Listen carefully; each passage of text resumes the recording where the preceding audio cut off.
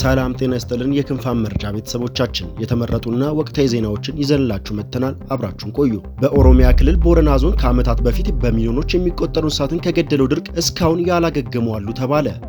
የሶማሌ ክልል ከህግ አግባብ ውጪ ታስረው የነበሩ 121 ሰዎችን መልቀቁንና በእስር ላይ ለሚገኙ 2 ጋዜጠኞች ምህረት ማድረጉን ኢሰመኮ አስታወቀ። የኢትዮጵያና የዩናይትድ ስቴትስ ወታደራዊ ኃላፊዎች በቀይ ባህር ተደራሽነት እንዲሁም በቀጠናው ሰላምና ጸጥታ ዙሪያ ተወያዩ።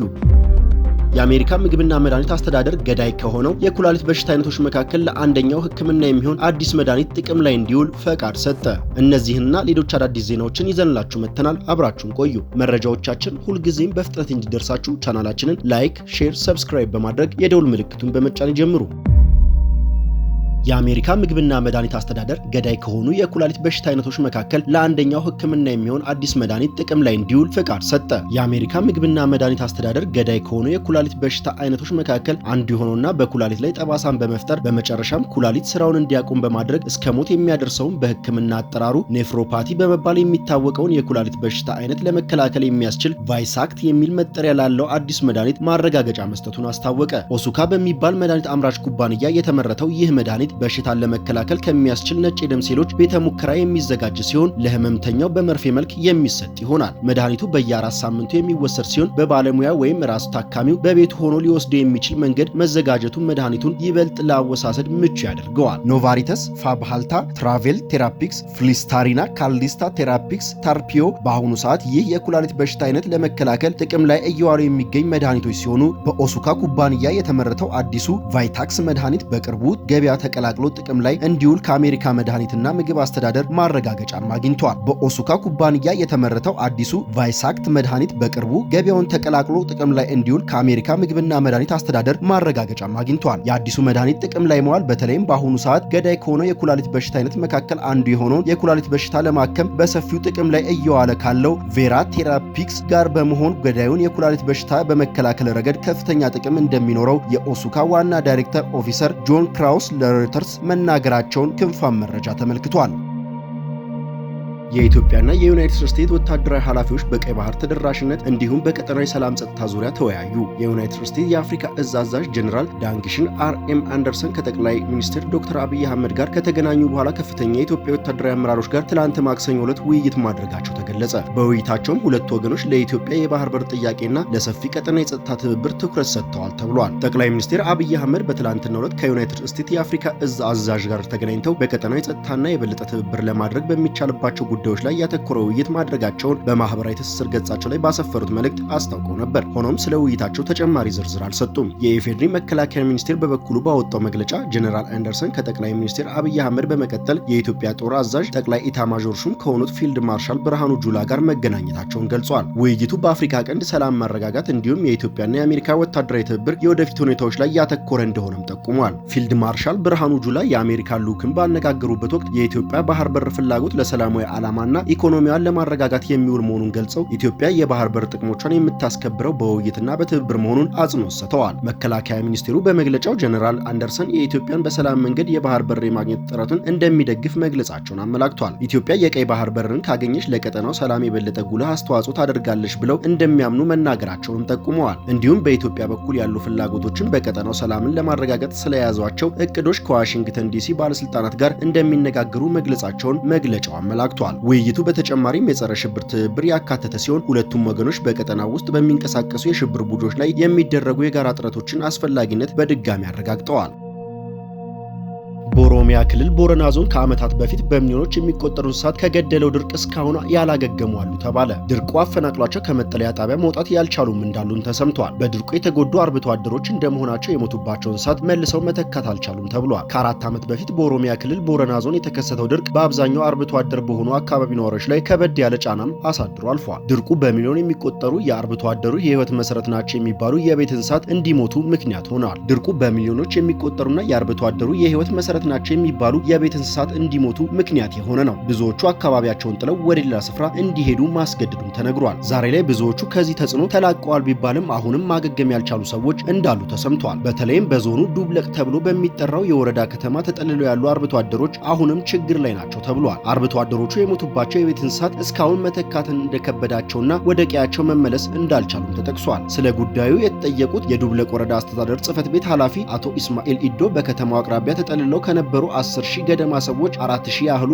አሁንም እንዳልተመለሱ ተናግረዋል። መልሰው እንዲቋቋሙ ከፍተኛ ጥረት እያደረግን ቢሆንም ወደ ቀያቸው መመለስ አልቻሉም ነው ያሉት። በመጠለያ ጣቢያ ያሉ ሰዎች ከድርቁ ተጽዕኖ እንዲላቀቁ አሁንም እየሰራን ነው ያሉት አቶ ኢስማኤል የሞቱባቸው የቤት እንስሳት እንዲተኩላቸው ማድረግ አንዱ መሆኑንም ተናግረዋል። እስከዚያው በከተማ አካባቢ መቆየት የሚፈልጉትን ደግሞ በጥቃቅንና አነስተኛ ስራዎች ለማሰማራት ስልጠና እየሰጠን ነውም ብለዋል። የኦሮሚያ ክልል መስኖና አርብቶ አደር ቢሮ በበኩሉ መሰል ድርቅ ቢከሰት እንደቀደሙ አይነት ጉዳት እንዳይደርስ የመከላከልና የቀደሙትን የማቋቋም ስራዎች አንድ ላይ ሲሰራ እንደቆየም አስታውሷል። የመስኖ ልማት በአካባቢው እንዲለመድና አርብቶ አደሮች ለቤት እንስሳት የመድን ሽፋን እንዲኖራቸው የተጀመረው ስራ መሰል ጉዳት እንዳይከሰት ለመከላከል እየተከናወኑ ያሉ ተግባራት ናቸውም ተብሏል። የቀደሙትን ማቋቋም ደግሞ ህብረተሰቡን በማስተባበር ጭምር ሲሰራ የቆየ እንደሆነ የቢሮው ምክትል ኃላፊ አቶ ሮባ ቱርጬ ተናግረዋል። አርብቶ አደሮች መስኖን በመጠቀም ቆላማ የሆኑ አካባቢዎች የእርሻ ልማት እንዲያከናውኑ የተጀመረው ስራ ተጠናክሮ መቀጠሉንም ምክትል ቢሮ ኃላፊው ተናግረዋል። ክልሉ ከ2 ዓመት በፊት በተለያየ ጊዜ በሚከሰት ድርቅ የቤት እንስሳት የሚያጡ አርብቶ አደሮች ከጉዳት ለመጠበቅ የእንስሳት መድን ሽፋን መጀመሩንም አስታውሷል። የኑሮ መሰረቱን በቤት እንስሳት ላይ ያደረገው የአርብቶ አደር በድርቅ ወቅት እንዳይጎዳ የመድን ሽፋን እንዲኖረው የሚለው ሐሳብ የምስራቅ አፍሪካ የልማት በይነ መንግስት IGAD እንደሆነም ጠቅሷል። የኑሮ መሰረቱ በቤት እንስሳት ላይ ያደረገው የአርብቶ አደር በድርቅ ወቅት እንዳይጎዳ የመድን ሽፋን ይኖረው የሚለው ሐሳብ የምስራቅ አፍሪካ ልማት በይነ መንግስት IGAD እንደሆነም ተጠቅሷል።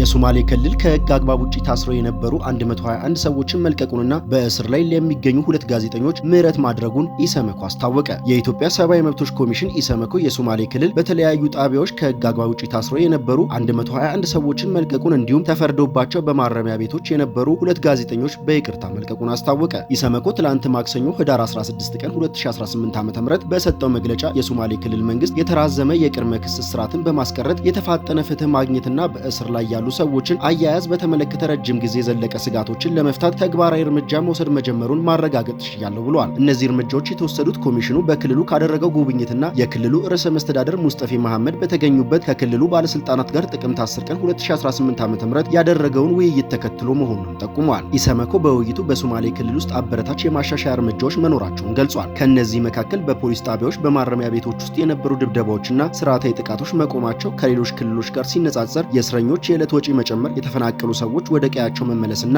መልሶ ለማቋቋም እየተደረጉ ያሉ ጥረቶች እንዲሁም የሽግግር ፍትህ ተግባራዊ ለማድረግ የተወሰዱ የመጀመሪያ እርምጃዎች ይገኙበታል። ሆኖም ኮሚሽኑ አፋጣኝ ትኩረት የሚሹ ያልተፈቱ ጉዳዮች ብሎ በገለጻቸው ላይ ስጋቱን አንጸባርቋል። እነዚህም በፋነንና በጃዋር ዞኖች አዋሳኝ በሆነው በደዋሌ አካባቢ ግጭቶች በተያያዘ ለተፈጸሙ ሰብአዊ መብት ጥሰቶች ተጠያቂነት ማረጋገጥ፣ ጉዳት የደረሰባቸውን ተጎጂዎች መልሶ ማቋቋም፣ ለታሳሪዎች የሚደረግ አያያዝ ማሻሻል፣ ፍትህን የማግኘት እድላቸውን ማስፋት እንዲሁም ክስ ሳይመሰረት ለረጅም ጊዜ መታሰር በተመለከተ ያሉት ችግሮች መፍታትን ያካትታል። ከዚህ ቀደም ባሳለፍነው ዓመት ሰኔ ወር ላይ የኦጋዴን ብሔራዊ ነጻነት ግንባር ወይም ኦብነግ እንዳለው የድርጅቱ 2 ከፍተኛ አመራሮች በሶማሌ ክልል ኖጎብ ዞን ያለመያዣ ወይም ያለ ክስ የህግ ስርዓት ባልተከተለ ሁኔታ ከተያዙ በኋላ ከማንም ጋር ሳይገናኙ ታስረው ይገኛሉ። ፓርቲው በወቅቱ የኖጎብ ዞን የፓርቲ ቅርንጫፍ ሊቀመንበር የሆኑት አያ አሌ ያሲን ቡዱል እና የኤሊዌኒ ወረዳ ቅርንጫፍ ኃላፊ የሆኑት ባሽር ኡስማን ቡዱል በኤሊዌኒ የሚገኝ የኦብነግ ጽሕፈት ቤት በታጠቁ ሰዎች ከተወረረ በኋላ መያዛቸውንና ወደ አልታወቀ ማቆያ ስፍራ መወሰዳቸውን ገልጾ ነበር። ከተለቀቁት ታሳሪዎች መካከል እነሱ ስለመኖራቸው የተባለ ነገር የለም። 2 ጋዜጠኞች በይቅርታ የተለቀቁት ባሳለፍነው ዓመት የተካሄደውን ሰፊ አፈናዎችን ተከትሎ ነው። የዓለም አቀፍ የጋዜጠኞች መብት ተሟጋች ኮሚቴ CPJ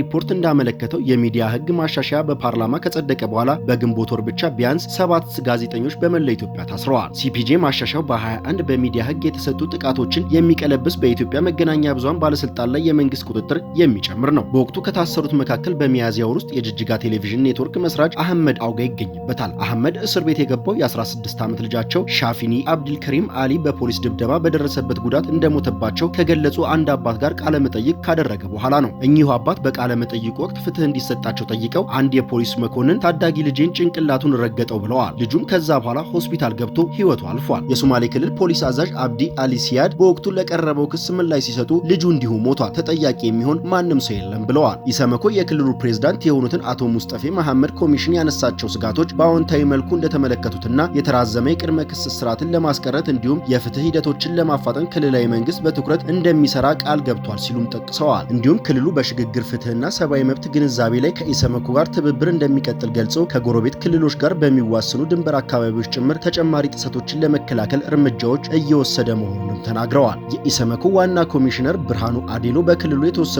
አበረታች እርምጃዎችን አድንቀው ይህ እርምጃ በሌሎች ክልሎችም ሊደገም ይገባል ብለዋል። የሶማሌ ክልል መንግስት የቀረቡለትን የሰብአዊ መብት ጉዳዮችን ለመፍታት ጥረት እንዲቀጥል አበረታተዋል። በተጨማሪም ኮሚሽኑ በኢትዮጵያ ያለውን የሰብአዊ መብት ሁኔታ ለማሻሻል በክልል ደረጃ የሚቀርቡ ምክረ ሀሳብ አፈጻጸም ላይ የሚያደርገውን ክትትልና የሰብአዊ መብት ውትወታ አጠናክሮ እንደሚቀጥል በድጋሚ አረጋግጠዋል።